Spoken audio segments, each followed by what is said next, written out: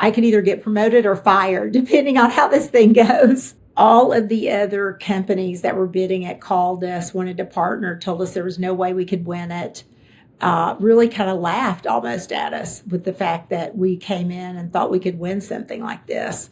So when we did win it, I think it shocked so many people that we won this contract, and we delivered it in record time. Most robotics demos never ship.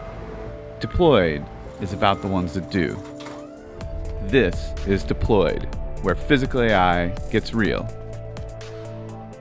Well, welcome, Teresa. Super excited for this conversation. We've worked together for quite a while now, Amazon, and you're now a board advisor for Cobot, which we're super appreciative to have that input and advice. Obviously, right now, the CEO and co-founder of the General Catalyst Institute, but previously Flexport, Splunk, but then significant times of service at both Amazon AWS and Microsoft in the federal government services, right? And I think, the thing that has most inspired me as we've worked together is that you don't come at this work with the federal government from how do we sell more to the government? You bring it much more from a lens of our government needs this technology.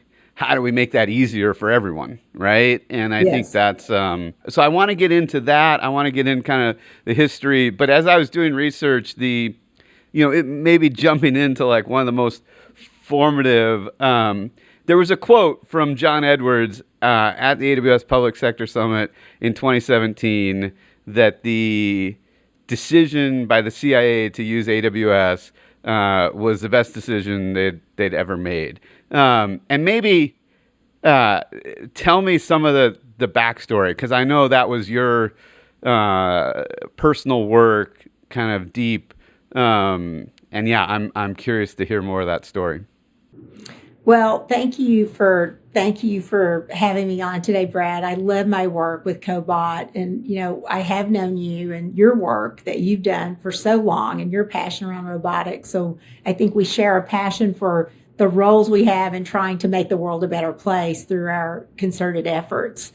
And the CIA and my work at AWS was really one of those amazing points in time, I think, that will go down in history that helped the U.S. government and hopefully the world, governments around the world for sure, change the way they were thinking about and utilizing technology, which was a model very different than what they had ever had before. Instead of paying for a whole bunch of servers and technology up front, this was truly a model that we brought to them on experimentation and scale, and paying for only what they used, which they had never heard of before. And let alone when we would say, well, we're going to drop our prices, they had no idea how to handle a price drop. So this was just a really new and different way for the government to think about it. And the one thing I will say about the U.S. government, so many people, many times always say, oh, government's slow, they don't get things done. But that's not always true. Government is very large, it's very complex, especially with the U.S. government. But there are so many great pockets of innovation. And I remind people a lot about the amazing technology that the U.S. government has created over the years, DARPA, ARPA, others. I mean, there's so many, all the national labs. So there's amazing technology that's been created. And this was really an example, I would say, back in probably 2010, when I first started, the intelligence community had already been exploring the technology of cloud computing and trying to figure out how did they really use it and pick up that capability. And when they originally came and talked to me and wanted to have the first meeting, it was very early. It was early 2011.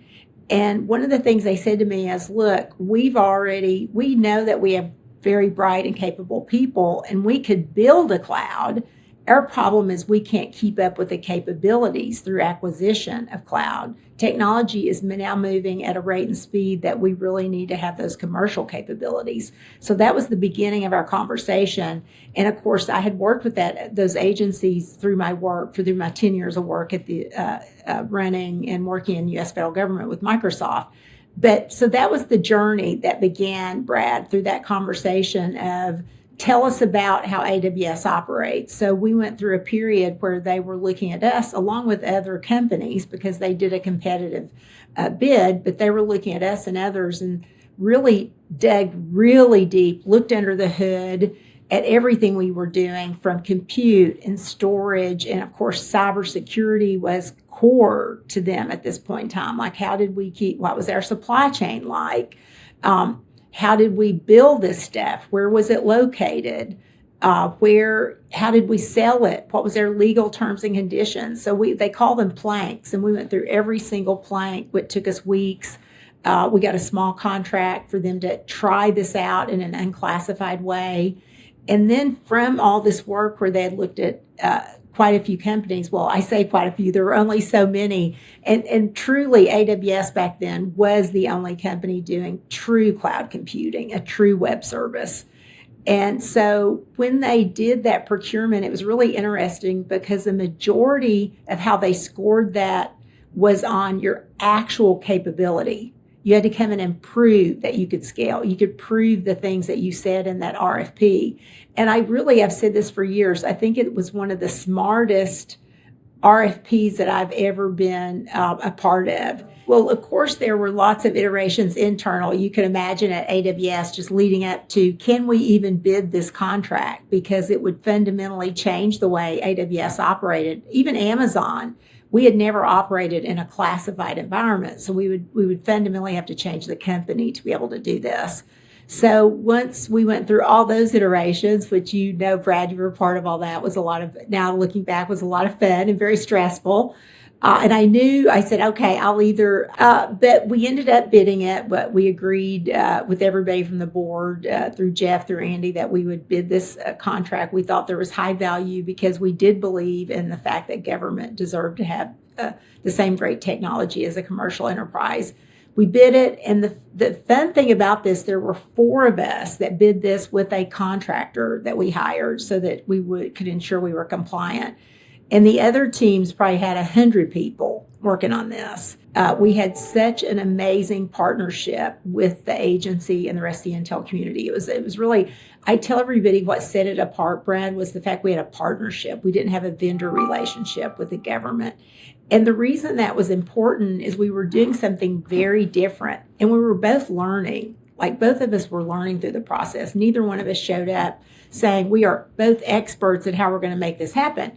Of course, we were experts in our world of building cloud computing data centers, and they were experts in their world in the intelligence community. And we had to blend those two and mind meld that to make sure that this region was successful. And I will share, there were a lot of bumps in the road, but the reason that we got through them is because of that partnership and not treating each other like a vendor relationship throughout it. And we got it up, we got it running, and there was lots of things that we had to do in order to train everybody properly, make sure they understood how to use the region. Again, lots of bumps in the road on how acquisitions continue to happen. How did we get more of our partners in the region so they could use classified environment? It was amazing, though. And I think they would say today, and I would say, and I think that AWS would continue to share, this was one of the most profound things we did, because once we did it, we had large enterprise saying, well, shoot, if CIA can use this, why can't we? If they say it's secure, we should be okay with it being secure. And it really helped us, I think, also build out our enterprise business, and then had other global governments that we were allies with step up and say, we'd also like to understand what you're doing. I often talk to salespeople that you have to sell both sides of the deal. You have to sell both the customer and you have to sell the company, particularly when you're trying to do something new and ambitious, yes. Which is frankly where a huge amount of the value gets created, is when you're doing something new and ambitious. But it's also where the caution comes in. And so I have to imagine there's a little bit of kind Teresa salesmanship to get Andy and Jeff and others like excited about this opportunity? Is it I mean, obviously it was a big opportunity, but was there more to it? Like, what did you have to do to get them excited? Well, first of all, yes, I mean, come on, Brad, we had to sell internally, and you had to be convicted and committed, and you had to know your stuff inside of Amazon. I mean, there was no detail that you did not get called out on. So it was critically important to know every detail, every risk factor. And so, it's like getting a PhD there when you're trying to do something new and different, and you're asking the company to change the way they fundamentally operate. And look, we are talking about Seattle, where it was pretty liberal. So you had pot smoking. People are like, what? All of a sudden you wake up and say, hey, somebody's going to be looking over all my social media feeds. I have to give up every single individual that I communicate with. This was a totally different world for Amazon to operate in. So just also getting our employees that were going to be part of this very comfortable. So you can imagine the number of 6-pagers that we wrote, dozens and dozens, and many, many conversations to get the company. But I will say, I've said this numerous times, and I mean it truly. Andy Jassy was such an amazing partner in this endeavor. He was also as committed, and he really saw the North Star on this, that this was important for national security. It was important for our nation that we set this up properly and do the right thing. So when you're doing hard things, it's not easy to do them, right?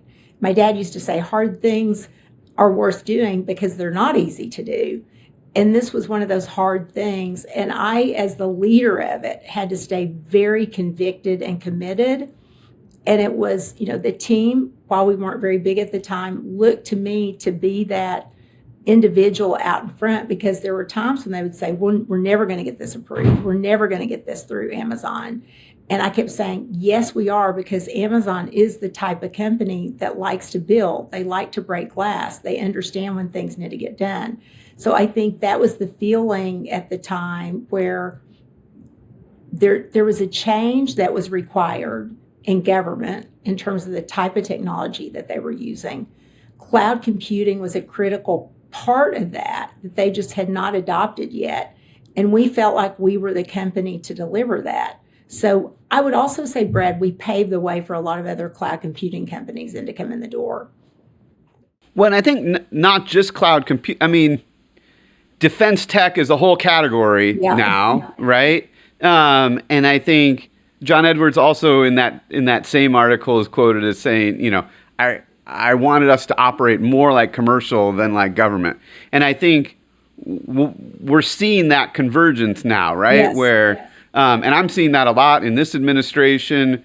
I'm also seeing like a transition in the kind of staff level roles. I mean, I'll admit, I think, you or the public sector team at Amazon took me to DC in, 2016 or 2017. And I remember someone being like, what is this WFI or WIFI thing, right? We were in some roundtable conversations that General Catalyst Institute, you hosted a few, and everyone there, I mean, we were having sophisticated conversations about the supply chain for sensors and motors with these same kind of staff. And I think it's fascinating that, like, you realize that there's a generational thing, which is, look, a lot of the staffers for these functions are 20s, 30s. They grew up with this technology, right? Yes. So they're technology natives, right? Where, the senators, the congressmen, maybe, but they've had to become technology native too, because it's such a part of what we're doing. And so this combination of like the government, I mean, Emil Michael talks about this a lot in a podcast he's done of how he's trying to get defense procurement, or the Department of War, and how they're procuring to embrace technology and startups faster. And then I think we have some big reference examples. Obviously, AWS, but Scale I has been successful, and Earl Palantir. And so I'm guessing you saw this convergence. I mean, for a long time, you've been helping spark this convergence for years.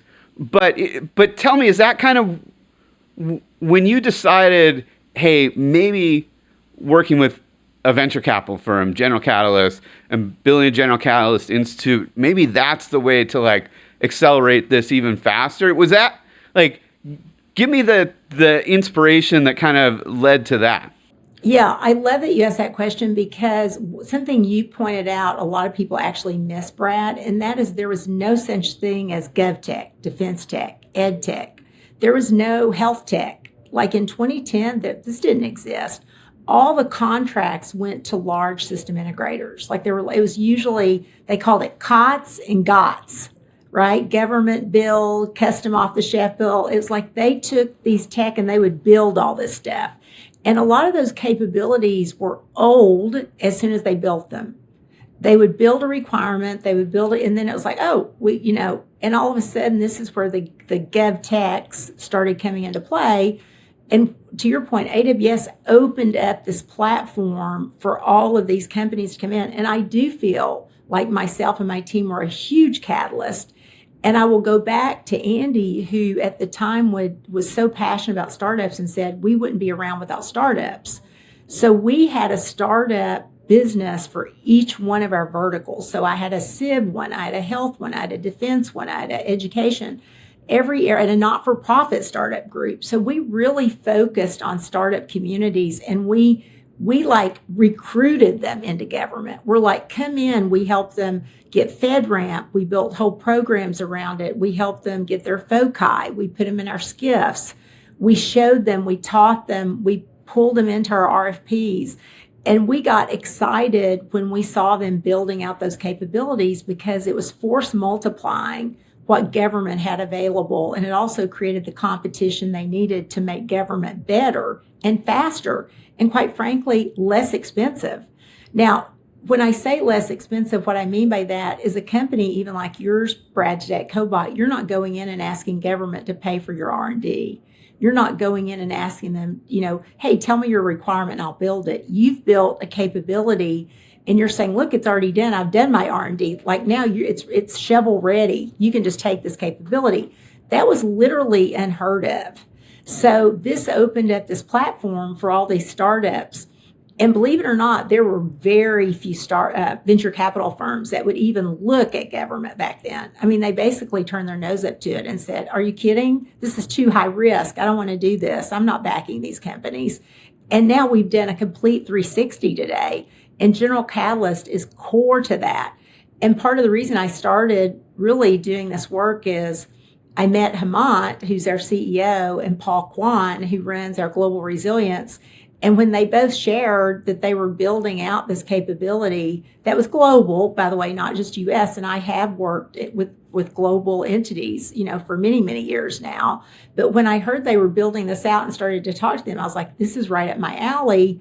Now they're helping build up that exact capability that we did not have at all and still need more venture capital providers in general jumping into this. And so, yeah, that's how I got here. And that's part of the reason I would say, 90% of the reason we built this institute was because we thought, let's provide a platform that, number one, helps all of our founders both understand government, be a policy broker, make sure we're helping them look around corners for the good policies or the potential bad ones, be an advocate for them. And the second big piece is, Brad, teaching them and helping them shape how they go to market and understanding how government works to actually get business, which is also critical for a startup. No, I think the General Catalyst has been amazing for us as an entity to partner with, and as you said, to learn from. Right, I think to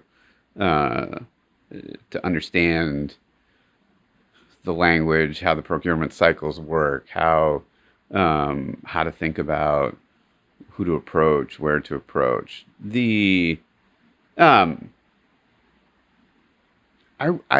doing some research, I also learned that this wasn't your first career. That you started in speech pathology and got your education in that. Tell me I mean, I'm super passionate about this topic. I have a daughter who's graduating, but who her autism meant she was functionally nonverbal and without huge amounts of kind of speech intervention. So an incredible passion for that. But tell me about that passion. But how did you transition from that? Because I think that feels like a big jump for a lot of folks, right? To go from that world into technology and selling, and I'm super curious the story there. Well, I will say speech, I'm from Kentucky. I have this accent, and it's like, what, you're a speech and language pathologist? But as you know, speech and language pathology is not just teaching an accent. It's dealing with the brain, cognition, breathing techniques, swallowing. There's so much involved. And I used to tell everybody I knew everything about your body from the top of your head to the bottom of your diaphragm, because you have to learn, everything about the body. It was a fantastic degree. You can't really practice until you get your master's and you take a clinical exam. So, but I learned a lot about human communication and people. And I do love people. And I think part of the reason, Brad, that I was able to make a transition from speech pathology into running a business and convincing people that technology was the right thing. I don't even, like I said, I've never really looked at it as sales, but providing the right mission capability. And when you look at it that way, because healthcare is the same, if you're treating a patient, you're working with them to provide a capability that they've lost or had never developed. And so really what I'm doing today is the same. And a lot of it is, how do you convince someone to do that task? Like, it's a lot about, contextual cueing. Are people listening to you? Is your patient at the time cueing into what if not, you have to quickly code switch with them. And believe it or not, working in sales and with customers is not that different. If you're not listening and understanding what they're telling you and being able to translate that into something that you can deliver, it's the same. I mean, it sounds different, but it's actually very much the same. And so I do believe my career and my degree that I did in speech and language pathology, even though it wasn't business related, has helped me really be successful in my career in how you deal with people. And I'm impatient wanting to get something done, but I'm not impatient when it comes to actually figuring out how you get it done. And I think that's what I try to teach and train a lot, is listening to customers, listening to a patient, understanding how they're viewing this world that you're trying to bring to them, really says, are you going to be successful or not in the task at hand? And I think that's what, where I came from it. But I will say, just on how you feel about what you've done in your life, I will look back and say my career as a speech and language pathologist was probably one of the most rewarding things I've ever done. And we talked about working with young children, and I'll share a story. In early career, I worked in Nuremberg, Germany for about 5 years at the Nuremberg Hospital with the military. And I saw that at that point, I was treating literally birth, when we would see them early until they started school, like around 5. But I was there when the wall came down or Romania fell. And a lot of the children that had been in orphanages came over to Germany. And there were a lot of military families that actually adopted those children. Those orphanages were horrendous. I mean, just horrendous. There were, many children in one room, 3 or 4 or 5 in a crib. They were malnourished. They didn't have the right cognition therapy. They were not hugged and loved on, and they didn't play every day. And so I got to treat some of those patients that came in over to Nuremberg. And you would see a 5-year-old that looked like an 18-month-old. And within a year of therapy, of the right nutrition, of the right love, of play, of just constant verbal, contextual cueing, communication with therapy, these children transformed. It was unbelievable. And I think in my career, when I think about profound transformation that I saw happen through all the right things that you can give someone, nutrition, love, cognition, play, sunlight, a clean, healthy living environment, I just couldn't believe it. It was just so profound to see these children transform and change and be given, a family that loved them so much. So I am a big believer in therapy services today.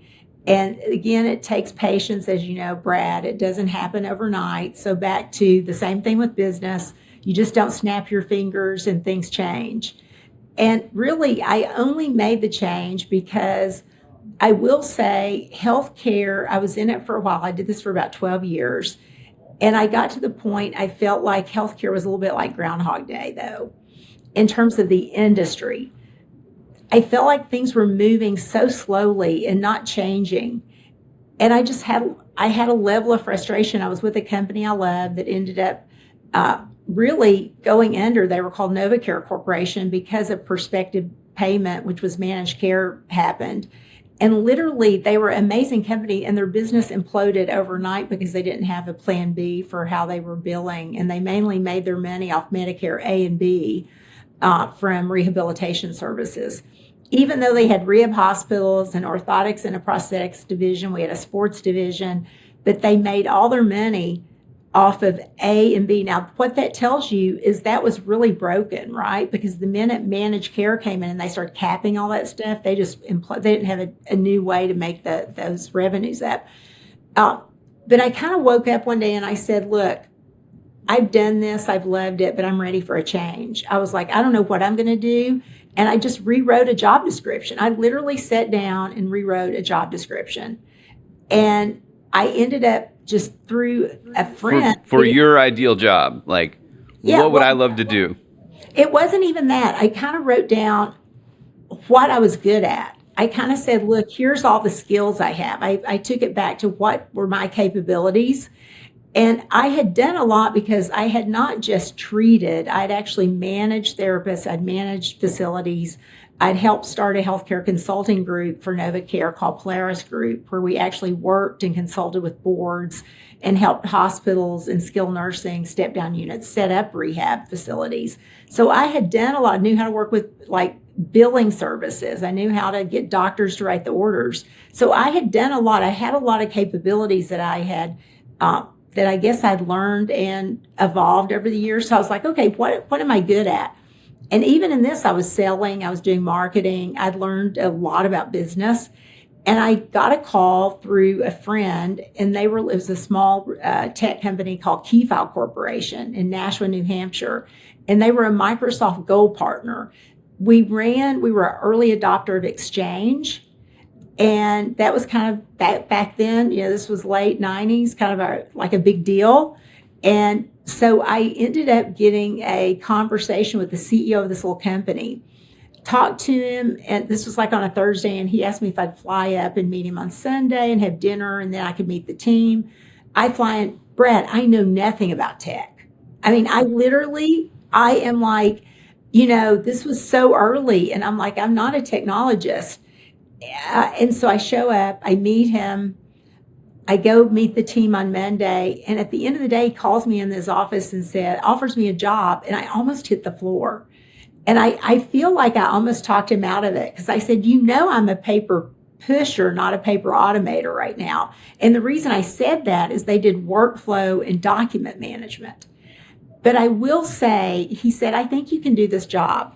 And it was the first time I think something clicked in my brain. I was like, he sees something in me that I don't see in myself. And I want to make sure I'm always doing that. And his name was Don Burns, and he was amazing to me. He put everything in a triangle on a napkin. He would show me, okay, Teresa, this and this and this. And, he let me buy tech components. It's amazing the things he let me do at this small company. And we would go to Redmond, and we'd be in a little room with Bill Gates and Steve Ballmer. And I was like, what has happened to me? Like, my life has changed. I hired people in Latin America. I'd never even been to Latin America.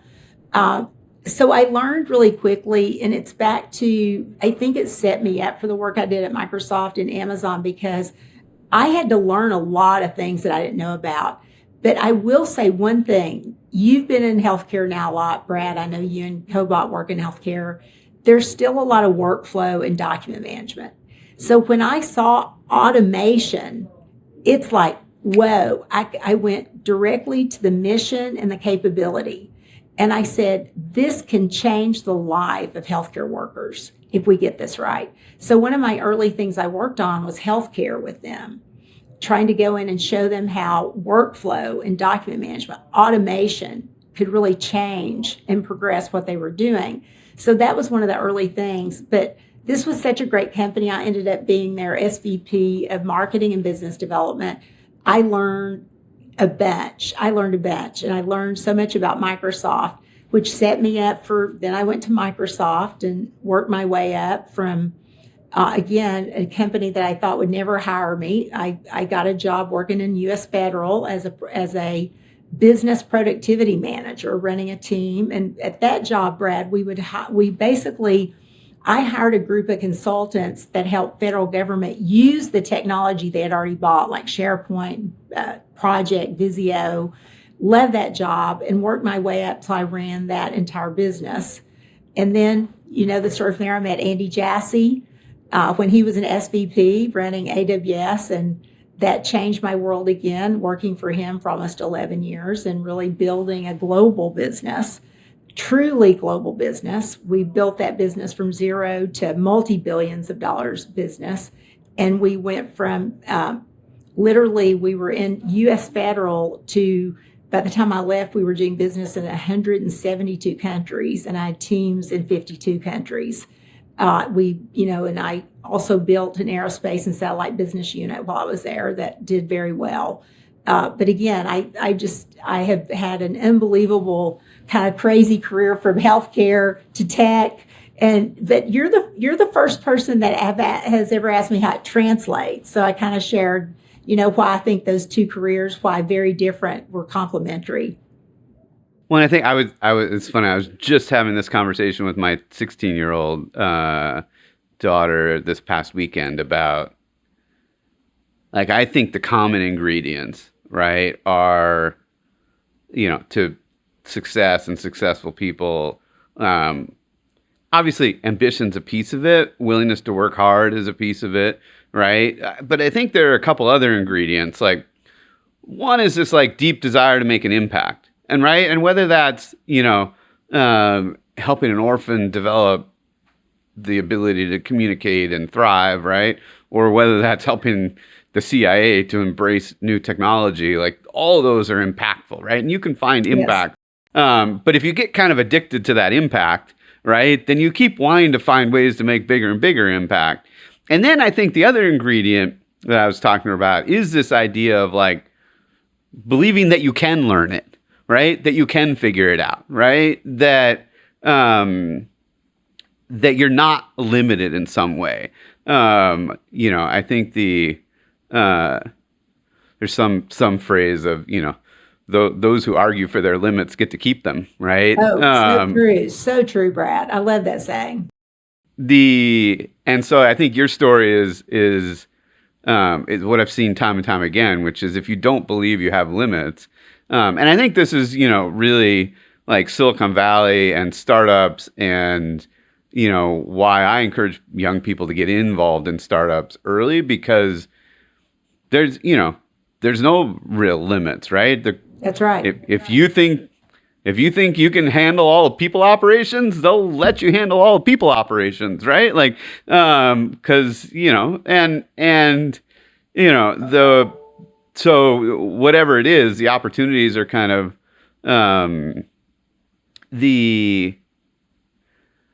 I'm curious if anything.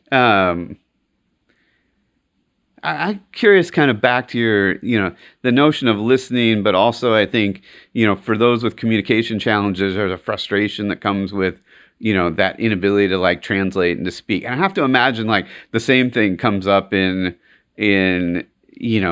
bringing technology to parts of the government or to politicians for whom technology isn't their native thing. There probably has to be some level of frustration in that communication too. And so are there techniques other than just kind of, I'm looking for something more concrete than just kind of empathy and listening, or maybe a story that comes to mind of where you've been able to kind of diffuse that tension or frustration? Well, one of the things I do tell people a lot, like, you got to be careful having a very high ego. There's a lot of people that have really high egos, Brad, and if you're trying to actually fundamentally change something, I'm not saying low ego, but you do have to go in with some kind of the idea of, because there's no one person that behaves or acts exactly the same. So you have to, this is where the listening and identification of what motivates that individual to try to drive that change, and working with them to ask smart questions about ways to get it done. And I'll give you an example. When we sold a region, we won the region with the CIA. We got it launched. We didn't like the adoption we were seeing. Okay, so again, there's multiple. It's not one thing for adoption. You can sell it, but then how do you delight them and get them to use the technology? So then we had to kind of identify what were the barriers. Well, when we dug into it, again, go talk to different leaders, understand what they're trying to achieve. And then one of the crazy barriers, people just weren't trained on it. They actually didn't know how to use it. It was just that simple. And so we had actually put into the contract training and certification. So we put that thing on steroids. And we put our training and certification in their walls in a classified environment, ensuring that the training and certifications that we were doing were based on their workflows, their work streams, the things that were critical to them. So that's an example of, when I say listening, it's listening for purpose. What are you going to change once you get the information from them? And then with listening comes asking smart questions, and then collaboratively saying, well, can we try these things? Because if somebody gets the notion that you're pushing something on them. And just recently I met with a bunch of U.S. federal CIOs who, Mythos has, happened at Anthropic. And there, you have a lot of concern now about cybersecurity, which is like a whole new topic again that's come up. You didn't hear about cybersecurity all the time anymore. And, I heard a lot of the companies say, look, we just don't want somebody selling us something now in cyber. We need them to come and help us solve what we have to solve, to scan our systems, understand what really needs to be patched. So they still worry about that somebody's actually coming in with the right intentions to work with them on. So anytime you're going about it, and again, when I say the empathy and listening, it's to get to the purpose, to get them to use it. But they're not going to use it if they don't see the value. And you do have to kind of keep asking the question. Look, and I'm being very positive, but there also are a lot of antibodies. IT spending in the U.S. federal government is by far the largest in the world. Like if you look at budgets aligned with anywhere else, any enterprise, even agency to Fortune 100s, it's huge. So there's lots of antibodies with former companies in there, and they don't want to lose their business. So there is some breaking down of, walls and barriers and breaking glass to get government to change the way they've been doing things. And you brought up earlier, Brad, this is a non-political statement, but I've said this a few times. This administration right now is the most commercial I've ever seen. They are really trying to listen, create acquisition vehicles. They're trying to understand. And they have a lot of antibodies, too, that they're facing because people don't always want change. And they don't understand why they're doing what they're doing. But for companies like yours and those that we represent at GCI, it's a big deal to have government actively soliciting for those transformative tech companies to be a part of what needs to happen for U.S. government to be a better place, a safer place. With a few minutes left, is there a favorite story, a favorite anecdote, something you remember at Amazon or Microsoft or with the government where, I don't know, the light bulb went off or something kind of changed in the room at that moment? Or maybe it was just funny. Oh gosh, I have so many. I will kind of tell, a story about when I was in the Middle East. I think the Middle East is a really great story. I was one of the very first people at Amazon that actually went into the Middle East. And in my very first business plan I wrote, maybe it was my second, time's elapses, first or second, and at Amazon we have to do our business strategy. I put that we needed a region in both the Middle East and Africa, because when you looked at the world, we were missing those two continents. Like, we just really needed them there. And I really was looking at it from just not filling those gaps, but I was also had it in my mind from a national security perspective. I've always have kind of looked at things, I will say, with a national security lens. And so Andy was so good. He would say, okay, just, go try it. Okay. If you think, he, as you know, at Amazon, they let you try it. And if you proved it, but you had to do a lot of work to prove it. So I was just, hell bent that I was going to get a region built in the Middle East. And we ended up choosing Bahrain as our first region, or the first country in that region. And it wasn't necessarily because, hey, this was the best fit. It was because we didn't have good experience. And the experience was really what was required for us to go build something. And I'll tell a story about Charlie Bell, which I really worked so closely with Andy and Charlie on this. And I tell everybody all the time, Charlie had the ability just to cut through bull crap so quickly. And it was funny. we kept building out these models, and we kind of had dueling, and I won't say the other place, but we had kind of a dueling, where should we build this? And I remember Charlie Bell just kind of calling a spade and saying, look, we have commitment. We have a customer. We have, they're ready to go. You guys are just telling me a bunch of stuff that's not true because you want to go in this direction. But Charlie was he literally had this uncanny ability, like anyone, to just cut through the bull malarkey all the time. I know you worked with Charlie, but I think for me, the stories of seeing Charlie and Andy in a room together back then, just really asking the hard questions, but the ability to cut through it like butter, to say, okay, here's the data, here's what we need to do, go forth and do it. And of course, we were able to build that region, get it done. And I will share, you probably saw during the war that both those regions that we built were targeted with Iran, both in Bahrain and the UAE, which was sad. And I'll say the outcome of all that, I think, Brad, moving forward, is we're going to see data centers, at least outside the US, to be built very differently. And they're going to think about how they protect them a lot more. But I have a ton of funny stories. So we should just do a session at some point, just talking about other lessons that we learned and kind of how we got things done there through the school of good and hard knocks. I mean, the thing I remember most is the AWS Ops Review, right? And I don't know how much Charlie gets credit, or other Peter DeSantis, others were there, but this kind of spin the wheel notion that, like, there'd be 600 people in that room, and if the wheel came up on your service, you needed to go through your ops metrics in depth, right? And to your point, Charlie would cut to the one metric you didn't, like, I learned this at MIT, that the questions on the final are going to be that one paragraph in the textbook you didn't understand. That's where the teachers know what you didn't understand, right? And Charlie had this ability to know, like, what metric you didn't know and drill you on it.